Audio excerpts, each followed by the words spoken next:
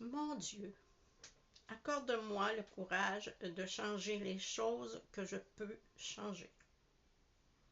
La sérénité d'accepter celles que je ne peux changer et la sagesse d'en connaître la différence. Mais mon Dieu, accorde-moi le courage de ne pas renier ce que je crois être bien, même si je pense que c'est sans espoir. Voilà, c'est la prière de la sérénité avec un petit bout qu'on ne retrouve pas partout, mais qui existe bien, qui a été écrit ainsi. Alors, cette prière est tellement belle, tellement merveilleuse. Elle s'adapte, on l'appelle la prière des alcooliques, mais ce n'est pas leur prière, c'est que à l'intérieur de cette prière-là, on lâche prise, là. On accepte ne pas être, d'avoir besoin d'être.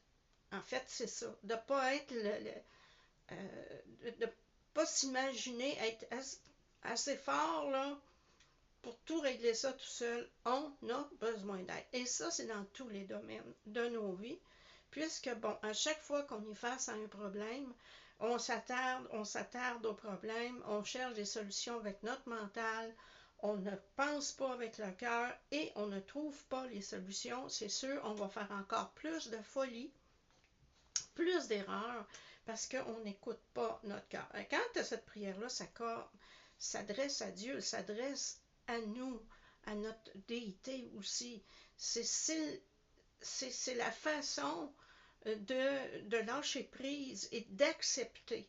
Donc ici, accorde-moi le courage. Quand tu te l'accordes, accorde-moi le courage de changer les choses que je peux changer. Et ça, c'est la base même. Ce que tu peux faire, ce que tu peux changer toi, pas l'autre. Il ne faut pas essayer de changer l'autre. Si un patron est mauvais avec vous, vous devez avoir le courage de changer les choses, ce qui veut dire partir si c'est nécessaire, parce que sinon c'est votre santé. Hein?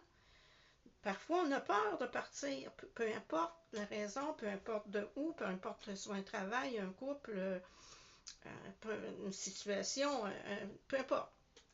On a peur parce qu'on a peur de l'inconnu. Et là, c'est ça, on demande d'avoir le courage, hein, le courage de changer les choses. Hein, c'est la première chose qu'il faut savoir. Que dois-je changer dans ma vie pour être heureuse ou heureux? Et c'est ça qu'on demande dans cette prière-là. Accorde-moi le courage de savoir ce que je dois changer. Et la sérénité d'accepter celle que je ne peux pas changer. Et ça, c'est encore là très important parce qu'il y a des choses qu'on ne peut pas changer. Les personnes. Non, on ne peut pas changer une personne. On ne peut pas changer qu'une telle personne est comme ça. On ne peut pas changer ça. Alors, surtout quand on est en couple et que ça ne va pas bien avec notre conjoint, que j'en ai vu dernièrement tellement de cas comme ça, de cas de violence conjugale. Et les choses que toi, tu peux changer, c'est sortir de cette violence-là. Mais tu ne peux pas changer cette personne violente-là. C'est ça que ça veut dire. Hein? D'accepter celle que je ne peux pas changer. Ça ne va jamais changer, en réalité. Cette personne-là, elle est comme elle est et elle croit être correcte. Elle croit être bien, elle. Alors, comment peux-tu espérer un changement chez quelqu'un qui est dans sa façon de penser, c'est toi qui es coupable? Alors, tout ce que tu peux faire, c'est te changer toi-même et accepter que tu ne peux pas changer ça. Alors, qu'est-ce que tu fais quand tu ne peux pas changer ça et que une situation te rend malheureuse? Alors, tu en sors, tout simplement. Et c'est là qu'on demande le courage de changer, parce que ça demande un grand courage de faire ça. Ce n'est pas facile comme ça, là. Ça demande un grand courage. Et ensuite, et la sagesse d'en connaître la différence. Oui, parce que c'est ça, tu dois me faire dire à moi, ben je peux pas partir parce que j'aurai pas d'argent. Tu ne connais pas la différence entre accepter les choses que tu ne peux pas changer et le courage de changer. Tu ne connais pas la différence entre les deux. Tu dois accepter et connaître la différence entre ces deux choses-là. Tu sais, le courage de changer les choses, ça demande une grande force intérieure. Et c'est pas toujours facile à trouver, puisqu'on est, comme j'ai dit au début, face à l'inconnu et face aux peurs. Et souvent, dans des situations de violence conjugale, il y a aussi une espèce de dépendance affective ou monétaire. Et au travail, pareil, hein, il y a une dépendance monétaire envers le patron parce que là, si on perd notre job, on peut perdre notre maison, notre auto et tout ça. Et ça nous freine dans nos choix d'être bien et d'être en sérénité. C'est ainsi que si on a la sagesse de connaître la différence entre accepter une chose ou la changer, c'est changer vous-même. Changer vous-même, OK? Pas essayer de changer les autres ou la situation. Si vous avez un mauvais patron, vous avez un mauvais patron, point. Si vous avez une mauvaise ambiance de travail, vous avez une mauvaise ambiance de travail. Et ce n'est pas vous qui va changer ça. Il faut l'accepter. Mais il y a un petit bout qu'on a lu, que souvent quand on voit la prière de la sérénité, il y a un petit bout qu'on ne voit pas. Et mon Dieu, accorde-moi le courage de ne pas renier ce que je crois être bien. Mais oui, si je crois que je serais mieux à un autre travail, c'est de ne pas le renier. Si je crois que je serais mieux libre et seule, parce que je ne subirais pas ça, c'est de ne pas le renier. Et là, c'est là où les gens qui souffrent sont dans le déni. Ah, il va changer, ou elle va changer. Ah, ou bien, ben, je vais dire, j'ai pas d'autre travail. Le patron, ben, j'essaie de ne pas le rencontrer le moins possible. Ça, c'est du déni. Il faut avoir le courage de ne pas renier, de ne pas dénier. Le problème, il est là. Il faut l'affronter, en avoir le courage de le changer. Hein, vous l'aviez pas, cette petite partie-là de la prière, mais elle existe. Et même si je pense que c'est... Et ça, même si je pense que c'est sans espoir.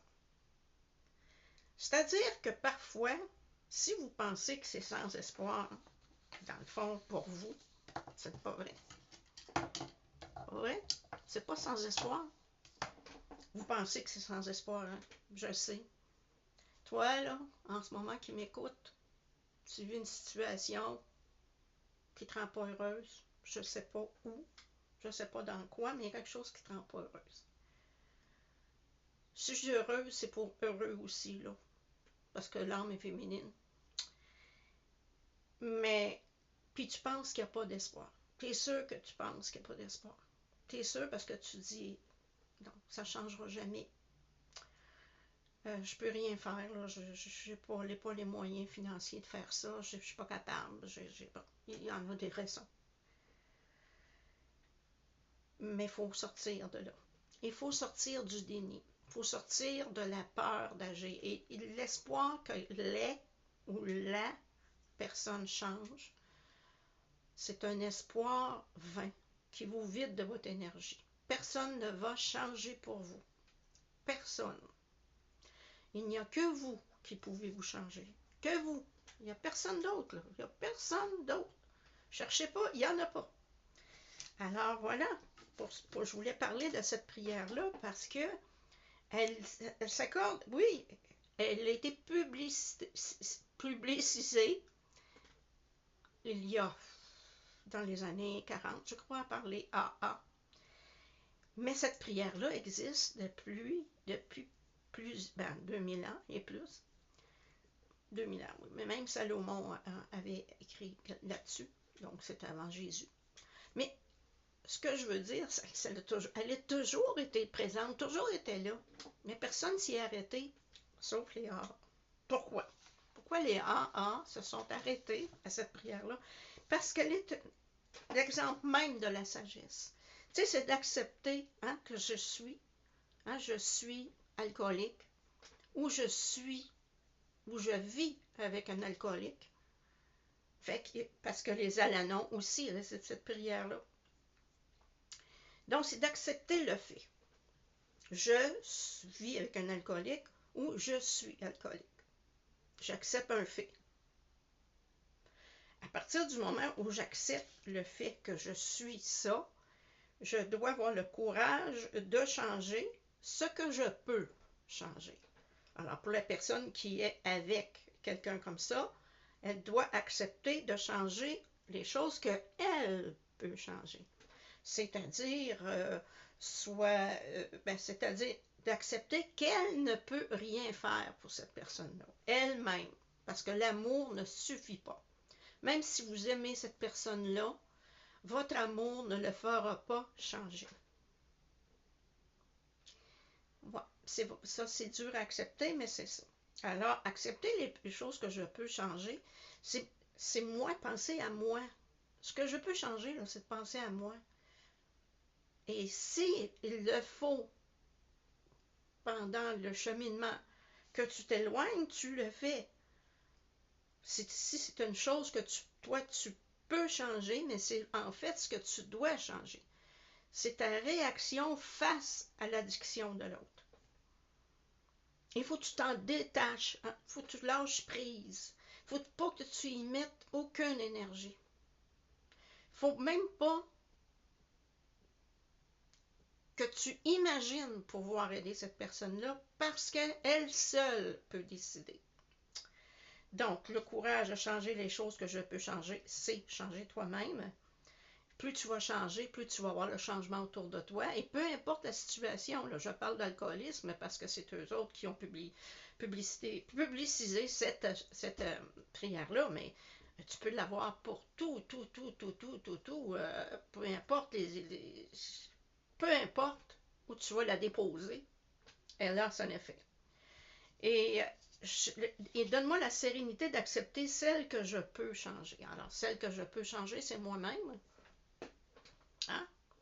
Et la sagesse d'en connaître la différence. Parce qu'à ce moment-là, plus tu te changes, plus tu vois que ça change autour, plus ça améliore ta vie.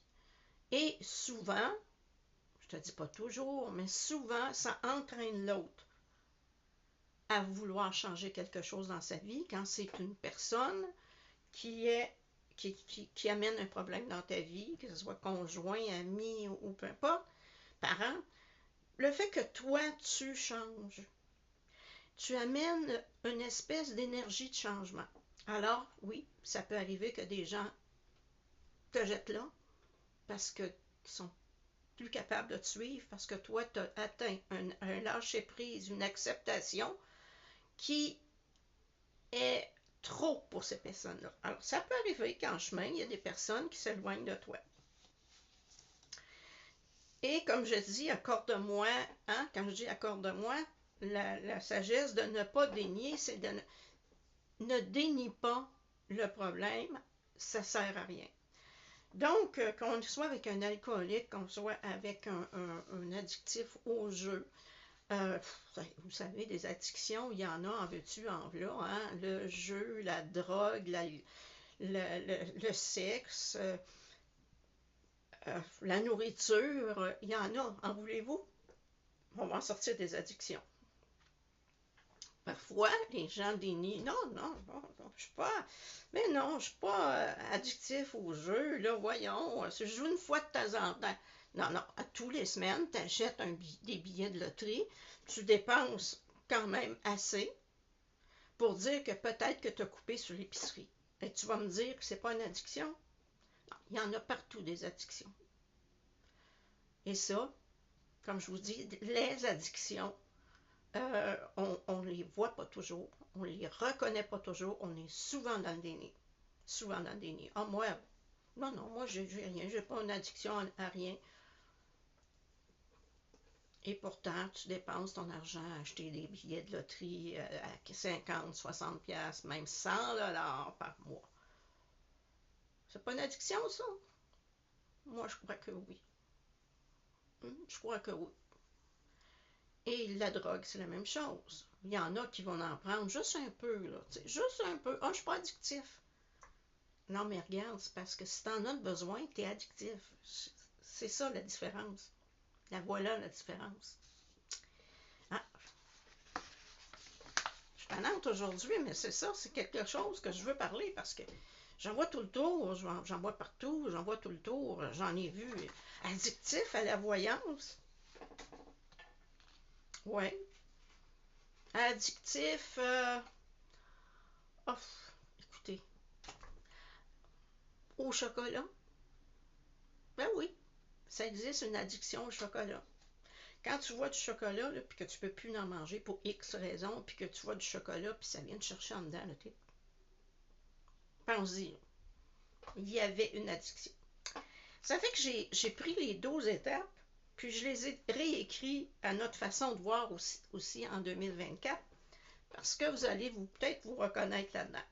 Alors, j'ai admis que je suis impuissant devant mes addictions, je ne sais pas lesquelles, et que j'ai perdu la maîtrise de ma vie. À partir de ce moment-là, tu t'avoues qu'il y a un problème. Je crois qu'une puissance supérieure à moi-même, l'univers, ses anges et ses guides, pourraient m'aider à retrouver la raison. Alors, tu crois, tu remets ta vie entre leurs mains en disant, écoute, tu fais une prière à l'univers, aux anges, à tes guides, name it. Mais tu demandes de l'aide pour voir et retrouver la raison dans ça. Ensuite, j'ai décidé de confier, je lâche prise, ma volonté, mon ego et ma vie aux soins de l'univers, ses guides et ses anges. Qui, eux, gèrent ma vie. Et ne venez pas me dire que l'univers ne nous gère pas, parce que il y a tellement de choses qui arrivent à point pile poil dans nos vies quand c'est le bon moment, que oui, parce que je vous ai déjà dit que c'était une immense matrice et qu'on est tous reliés. Donc, quand on lâche prise et qu'on se donne le droit de s'unifier, nos problèmes vont les solutions, tout va arriver. Les problèmes vont s'effacer, les solutions vont nous arriver. On va être guidé directement vers une personne qui va nous parler. Il faut lâcher prise et accepter de se confier, de se laisser aller. J'ai procédé sans crainte à un inventaire moral approfondi de moi-même et là j'énumère tout ce que j'ai fait. Ça veut dire une bonne prise de conscience. Si tu en es rendu à dire là, j'ai vraiment un problème puis je veux le changer, bien là c'est ça. Tu vas procéder à faire un inventaire de toi-même, ce que tu as fait, ce que tu n'as pas fait. Un inventaire que tu aurais pu faire. Ça, c'est comme ça que ça fonctionne. Ensuite, j'ai avoué moi-même, à mon âme, directement relié à l'univers ainsi qu'à d'autres êtres humains. Bon, à partir du moment où vous avez fait votre prise de conscience, là, c'est le temps de le dire. Je suis ceci, je suis cela. Et le dire en prière, en méditation, mais le dire à un autre humain. Tu en parles à un autre humain. Tout ce que j'ai fait pour me rendre où je suis. Donc, c'est pourquoi? Parce que en parler, c'est pour ça qu'ils ont des réunions, hein, parce que même les réunions, il y en a pour toutes sortes de choses. Là. La drogue, même le sexe, je vous l'ai dit, dépendance affective, ils ont tous des réunions pour qu'on puisse avouer à une autre personne, j'ai ce problème-là. Quand on a une addiction, que je vous parle, addiction vraiment qui dérange notre vie et qui dérange les autres. Maintenant, je suis prête à faire taire mon ego. Parce que, dans le fond, là, une personne addictive, c'est son ego qui la dirige, carrément. L'ego la dirige, là. Tu Tu es comme assis sur un cheval qui est parti en peur, comme on dit au Québec. Tu es comme assis sur le dos d'un cheval que tu ne peux plus diriger. C'est ça, ton ego. Tu dois accepter que pour changer, tu dois mourir à toi-même, le toi-même actuel. Hein? Et tu dois renaître à nouveau. Et ça, cette période-là de la mort de l'ego, elle est difficile à passer. Mais elle est importante, cette étape-là, pour avancer et enfin guérir de tout ce que vous voulez guérir. Je suis prête à faire disparaître mes défauts, parce que là, on les reconnaît, nos défauts, là, par un travail spirituel sur moi-même. Bon, tu peux être colérique. Tu as des défauts, là. Tu peux être colérique. Tu peux être anxieux. Tu peux être... comment je te dirais? Tu peux être voleur. On sait pas, là. Tu as un défaut. Hein? Tu peux être infidèle. Ça, c'est un défaut. Oh, ouais. Ça, c'est ça. Et tu dois le faire par un travail spirituel. Oui. Quand on ouvre son cœur, qu'on ouvre son âme, on guérit de beaucoup de choses. J'ai fait une liste de toutes les personnes que j'ai lésées, d'une manière ou d'une autre. Ah ben oui, si je te dis que ton défaut, c'est infidèle, puis tu as trompé ton ex-femme, puis ton autre ex-femme, ben là, maintenant, il faut revenir en arrière et demander pardon. Ça ne veut pas dire revenir avec, là. Ça veut dire juste, je te demande pardon pour t'avoir trompé. Et ça la libère et ça te libère. Tu ne lui demandes pas, je veux revenir avec toi, c'est pas ce que je dis là. Si vous avez, peu importe ce que vous avez fait à quelqu'un, hein, l'avez mal jugé, vous allez la voir, puis je vous dis, je te demande pardon de t'avoir mal jugé. C'est un travail sur vous que vous faites là. J'ai réparé mes torts directement dans la mesure du possible. J'ai demandé pardon. À moins que ce soit, que ce geste-là d'aller demander pardon ou de réparer mes torts pourrait nuire à une autre personne. Oui, ça se pourrait. Ça se pourrait. Tu y penses bien, là. Si je vais parler à cette personne-là, peut-être que là, je pourrais nuire à son conjoint ou sa conjointe ou à ses enfants. Peut-être que c'est mieux de garder le silence. Mais là, à ce moment-là, moi, je dis, tu demandes pardon à cette personne-là en l'écrivant et en brûlant la lettre. De cette personne-là, de cette façon-là, tu ne vas pas déranger l'harmonie qui existe dans sa vie, hein, pour guérir toi-même. Donc, tu l'écris à toi, telle personne, je te demande pardon pour avoir fait telle chose, et tu termines la lettre en disant, bon, ben, j'espère être pardonné, et tu brûles la lettre. Ensuite, je poursuis et poursuivrai mon inventaire. Ça veut dire que c'est pas à partir de là que c'est fini. Tu la poursuis, OK, ton inventaire personnel tous les jours de ta vie. Parce qu'il y en a qu'on a oublié. Fait que tu laisses les souvenirs montent. Alors tu te rappelles telle chose. Bon, là c'est le temps d'aller demander pardon, ou tu peux même avoir à te demander pardon à toi-même aussi, là. Donc, tu poursuis ton inventaire personnel parce que c'est une chose qu'on devrait faire continuellement pour savoir ce qu'on a à améliorer dans nos vies. On n'est pas parfait, on ne le sera jamais. Je cherche dans la prière, la méditation ou la réflexion à améliorer ma conscience spirituelle. Ben oui, tout ce beau travail-là, c'est pourquoi? C'est pour m'améliorer au niveau spirituel. Plus je me libère, plus j'en libère d'autres, plus je me sens en contact spirituel. Et plus je me sens bien. Et c'est accepter de lâcher prise et accepter ce qui m'est réservé par les forces supérieures, comme je dis, l'univers, les guides et les anges.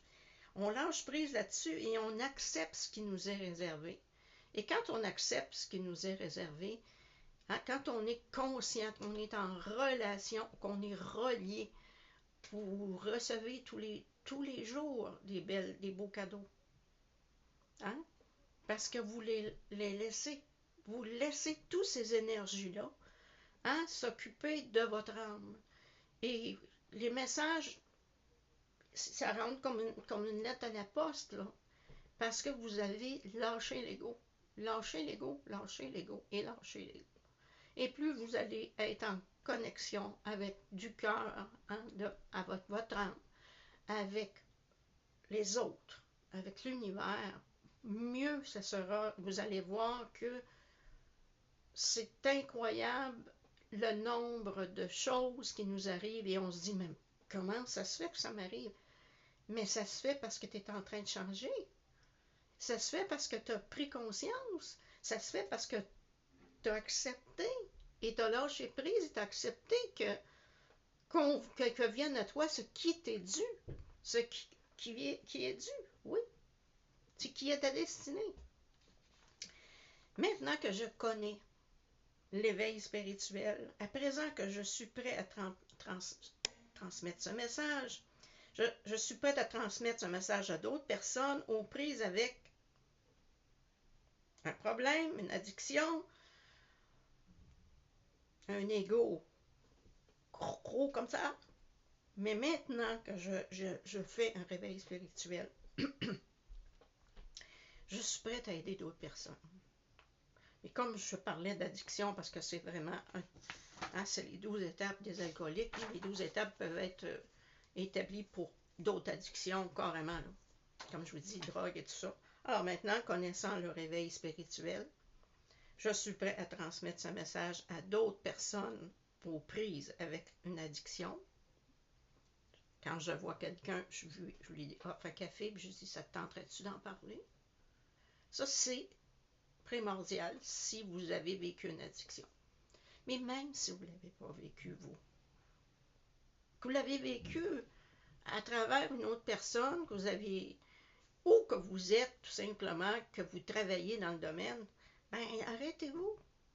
Arrêtez-vous à une personne que vous voyez, prenez le temps de lui parler. Cette petite étoile-là que vous avez mise sur sa route, peut-être que ça va la faire changer. Peut-être que pour l'instant, vous avez semé une petite graine, mais des paroles que vous avez dites, vous lui avez ouvert une porte, vous lui avez dit qu'il y avait des endroits pour arrêter de jouer, des réunions. Vous avez dit qu'il y avait des réunions pour les dépendants affectifs. Et, écoute, les dépendants affectifs anonymes, ça existe depuis beaucoup. Et vous avez, vous en parlez. Même si cette personne-là dit, bon, non, quel déni, pas grave, vous avez semé une graine. Et si vous semez une graine, ça peut prendre du temps. Ça peut prendre 2 ans, 3 ans, mais à un moment donné, wow, il va sortir de là une petite fleur. Moi, j'y crois. Je crois que parler sans jugement à ces personnes-là qui ont des problèmes, à ces personnes-là aussi, comme je vous dis, qui vivent des situations de violence, à ces personnes-là qui pensent qu'ils ne peuvent pas s'en sortir, parler sur le moment. Peut-être qu'on a l'impression de parler dans le vide, mais non, on ne parle pas dans le vide. Alors voilà, je vous ai décrit comment faire pour sortir d'une addiction, peu importe laquelle. Parce que vous savez, quand on est dépendant affectif, on est addictif de notre partenaire. C'est une addiction comme l'alcool. Il faut travailler de la même manière. Et si pour ça vous subissez de la violence, là, vous devez changer. Là. Puis c'est pas à vous de vous taire. Vous devez sortir de la situation de violence parce que ça, c'est dangereux. Quand moi, je dis à une personne qui, le mari est alcoolique et en plus violent, sort de la maison, c'est dangereux. Là, à ce moment-là, il n'y a pas de ci ou de ça. Si sort de la maison, c'est dangereux. Et pour toi, et si tu as des enfants, encore plus. Alors, sors de la maison. Ça, c'est les choses que tu peux changer et ça va te demander un courage épouvantable. Mais il faut le faire. Il faut le faire pour ta sécurité, celle de tes enfants. Et ça, ben, comme je vous dis, vous pouvez réécouter cette vidéo-là si vous avez besoin d'aide.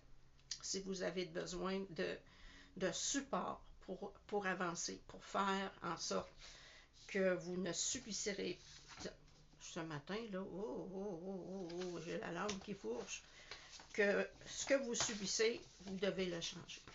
On ne doit pas vivre pour subir, on doit vivre pour vivre, hein, et non pour subir. Et si vous avez besoin d'aide, vous pouvez communiquer avec moi. Vous allez sur Facebook et vous allez chercher Miko, Micheline Grand Maison.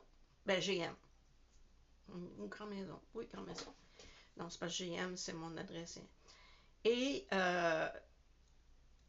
vous allez dans Messenger, puis vous me demandez une consultation. Si vous avez besoin d'aide, besoin qu'on vous parle, besoin d'aide pour avoir des endroits où vous présenter, écrivez-moi. J'ai coaché jusqu'à date plusieurs personnes que j'ai aidé à sortir de leur situation. Autant situation de dépendance affective que situation d'être addictif. Je les ai aidés dans la mesure du possible. Et si vous avez vraiment en ce moment même des questionnements, alors comme je vous dis, cherchez dans Facebook Miko Micheline Grand Maison. Ça va me faire un plaisir de vous répondre. Et j'ai aussi une chaîne YouTube. Donc, quand vous serez amis avec moi, vous allez voir les dernières publications, dont celle-là. Et vous allez pouvoir communiquer avec moi. Ça fait 35 ans. Là, c'est pas une histoire à la mode, là, tu sais, coacher, là, puis une fin de semaine pour apprendre à coacher, là, oubliez ça. Ça fait 35 ans que je me consacre aux autres humains. Donc, j'ai pas un petit certificat, là, que j'ai payé 200$ pour une fin de semaine, là. Absolument pas. Si je commence à vous sortir la pile de diplômes que j'ai, vous n'allez pas croire. Fait que donc, je ne veux pas dire que je suis meilleure qu'une autre. Je veux dire que je peux vous aider. Parce que j'ai un cœur, puis je suis capable de vous entendre. Puis je suis capable de ne pas vous juger. C'est surtout ça. Quand on parle à quelqu'un, on a besoin que cette personne-là ne nous juge pas, qu'elle nous accepte comme on est. Et ça, là, c'est ma plus grande force. Donc voilà, je vais laisser le lien de mon Facebook et dans mon Facebook, le lien de mon YouTube. Alors voilà, je vous souhaite de vous réveiller avec cette petite vidéo-là. Des fois, on est dans le déni, puis je vous le souhaite de vous réveiller. Parce que tout ce que je souhaite, c'est que les gens là, qui viennent à moi retrouvent le bonheur d'être en vie. Au revoir.